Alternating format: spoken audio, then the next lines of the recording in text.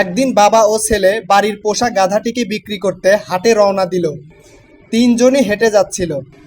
পথের এক লোক বলল, এরা কত বোকা, গাধা থাকতে হেঁটে যাচ্ছে।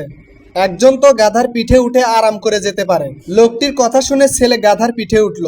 কিছু দূর গিয়ে আরেকজন বলল, কি বেয়াদব ছেলে, নিজে গাধার পিঠে আর বুড়ো বাপকে হাঁটিয়ে নিয়ে যাচ্ছে।